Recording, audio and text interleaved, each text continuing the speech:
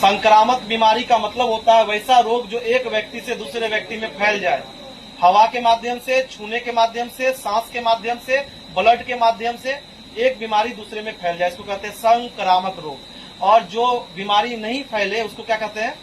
असंक्रामक रोग। ठीक है, जैसे एड्स, HIV, कोरोना, हेपेटाइटिस, ये सब बीमारी एक व्यक्ति से दूसरे व्यक्ति में क्या होता है? फैल जाता है। लेकिन डायबिटीज अगर किसी को है तो क्या वो अपने आंख को दे सकता है दूसरे को? किसी व्यक्ति को डायबिटीज है तो वो अपना आंख डोनेट कर सकता है? क्या जिसको डोनेट किए उसको भी डायबिटीज हो जाएगा? बिल्कुल नहीं होगा, क्योंकि डायबिटीज संक्रामक रोग यानी फैलने वाला रोग ये इंसुलिन की कमी से होता है। जब हमारे शरीर में इंसुलिन की कमी हो जाएगी तो शर्करा का स्तर क्या होगा? बढ़ेगा। शर्करा को पचाने वाला हार्मोन है इंसुलिन, और इंसुलिन की कमी होगी तो डायबिटीज होगा। हम सबके अग्नाशय से इंसुलिन निकल रहा है अभी। अगर हम कार्बोहाइड्रेट्स वाले खाने को अवॉइड करते हैं, जिसमें कार्बोहाइड्रेट्स है, चीनी कम खाते हैं, और अगर समय के हिसाब से खाते हैं, तरीका के हिसाब से संतुलित आहार का सेवन करते हैं, तो हो सकता है आने वाले समय में डायबिटीज का खतरा हमारे ऊपर ना हो।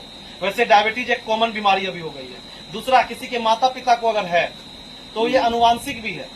माता पिता को अगर है तो बच्चों में भी उस उम्र के बाद आ जाता है बीमारी। अगर किसी के माता पिता को डायबिटीज है तो वो बच्चे जब बड़े होंगे 30 साल, 35 साल, 25 साल, तो अपने खाने के डाइट को अगर सुधार ले तो हो सकता है मे भी हम डायबिटीज से बच जाए। ठीक है, तो जिसको दम्मा हो जाता है वो आदमी, जिसको डायबिटीज है वो आदमी, ये सब आदमी जो है आंख को डोनेट कर सकता है, कोई दिक्कत नहीं है। जिसको संक्रामक बीमारी है, HIV हो गया, हेपेटाइटिस हो गया, कोरोना हो गया, एड्स हो गया, ये सब लोग जो है नहीं दे सकता है। अगर एक पार्टिकल्स, ब्लड का एक पार्टिकल्स भी किसी स्वस्थ इंसान के शरीर में चला गया, उसको वो बीमारी क्या होगा? हो जाएगा, बिल्कुल हो जाएगा। ठीक है, मर्दे के कितने देर तक आंख हमारा जीवित रहता है? 4 से 6 घंटा के लगभग में जीवित रहता है। 4 भी है, 5 भी हो सकता है, 6 एक्सेस 6 घंटा। 6 घंटा के अंदर अगर आंख को निकाल लेते हैं और दूसरे व्यक्ति में सेट कर देते हैं या केमिकल में रख देते हैं तो वो आंख जीवित रहेगा। उस आंख से दूसरा व्यक्ति क्या करेगा?